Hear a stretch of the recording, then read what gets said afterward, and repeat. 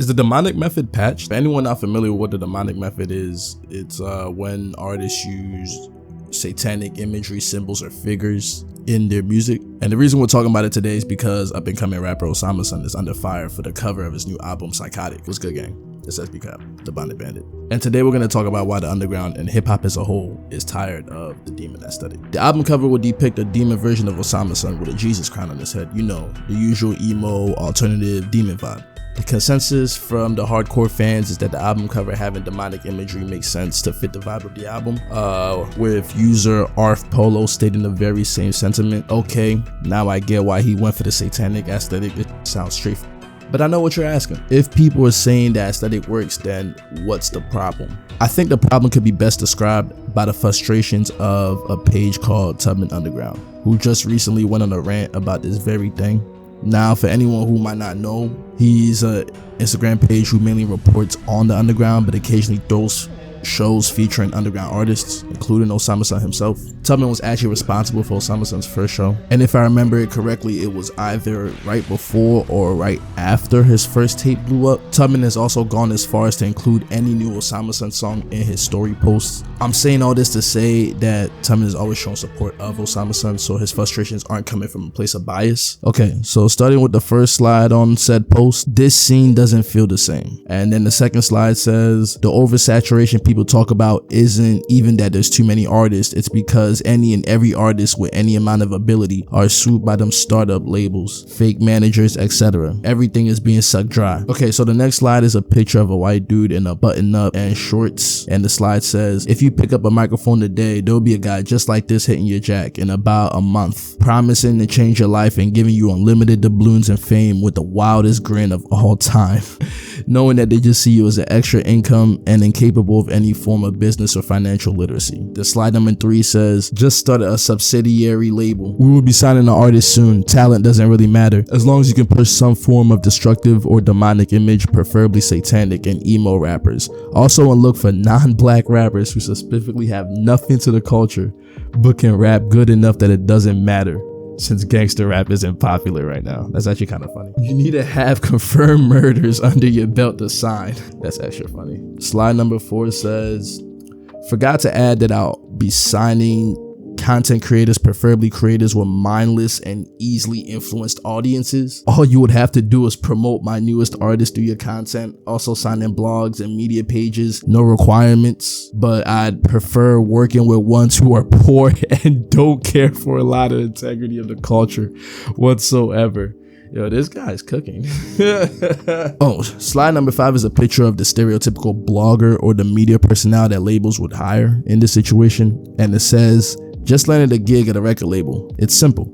All I have to do is give them a list of all the rising artists from Atlanta, and they give me 0.5% on each they sign. Now for slide number 6. Number 6 is a picture of a supposed record label meeting, and the slide says, Peyton, do I have to do the voice? I feel like I should do the voice. Peyton, listen, we know he can rap, but where's the destructive image? This guy doesn't even do drugs. We need artists who will resonate with an audience that needs their fix of satanic, demonic, emo despair. It's really either that or he has to be the funniest and most entertaining rapper alive. There's just no way he's worth signing otherwise.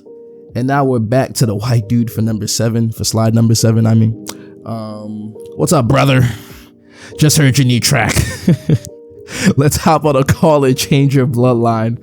Forever ready when you are.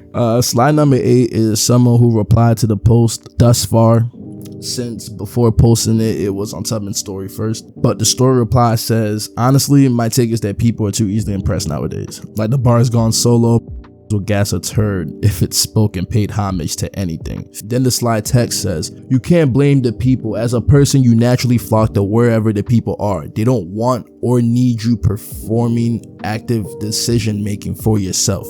People have generally become easily impressed because there's not much to be overly impressed by. And then slide number 9, people are more than okay with being easily impressed if it means that they can be an early adopter to a new artist. The pride of being early is currently weighing the bar lower. Facts, that is facts, man. Slide number 10 says, music has been over-commodified to the point where numbers and stats and first week sales are being used in arguments about music. Discussing the numbers a project did before discussing the songs in them is part of what's pushing these label teams to get more creative with the demonic tactics of destruction. Then the last 4 slides are followed up with examples of said problem about the demonic image thing, from other artists such as Netspan, Shay, and other versions of the Psychotic cover from Stomach. Now I know that was a lot to take in at once. Kind of funny too, really. I don't know why I looked over there. Kind of funny too. So for anyone who doesn't really understand what he's trying to say is that due to the rise in quote unquote indie labels and managers with no experience but plenty of connections and ready to push their own narrative of what they think will get views or what they think will get them the quickest dollar without a care of the repercussions it would have on the scene as a whole. This narrative is then further pushed by the ever-growing network of influencers and media pages that even if it don't sign, they still pay a hefty sum to promote their next artist.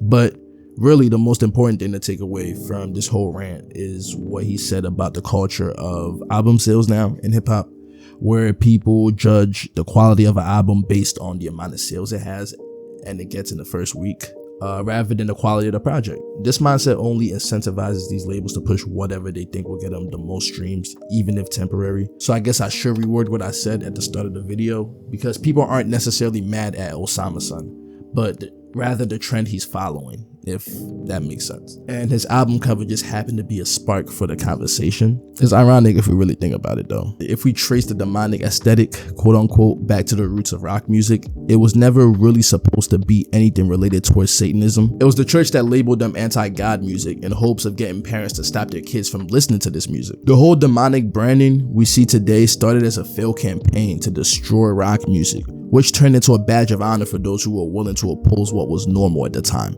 And this trend will continue as rock's influence would seep into hip-hop. You would continue to see artists who used it genuinely in their music and brand, such as Lil Uzi, XXX, Juice WRLD, Lil Peep, Playboi Carti, etc. And the branding and movement these guys were pushing would be so strong that in the wake of some of their deaths was a hole that needed to be filled. So to make sure that the general public got what they need in the form of this hole, quote unquote, it will result in what we see now with labels kind of forcing most rappers to go this emo demonic route. Not even necessarily demonic. I call it alternative. It's really more of alternative aesthetic if we're being real, but they do kind of make some artists push those boundaries. Like, honestly, like, I know earlier in the video I said that people aren't mad at Osama's son, but then I literally saw a post from I forgot who, where apparently he was quoting to just own up to it. And it doesn't even feel like he's genuinely owning up to it. I just feel like he was tired of being criticized, but that's another video in itself. But anyways, that's the video. Let me know what you guys think, whether or not you agree or disagree. Don't forget to like, comment, subscribe. Why the fuck did I look at my laptop for that? Don't forget to like, comment, and subscribe. It's been that boy SB Bonnet. It's been that boy SB Cap, the Bonnet Bandit. Remind y'all boys to keep chasing the bag.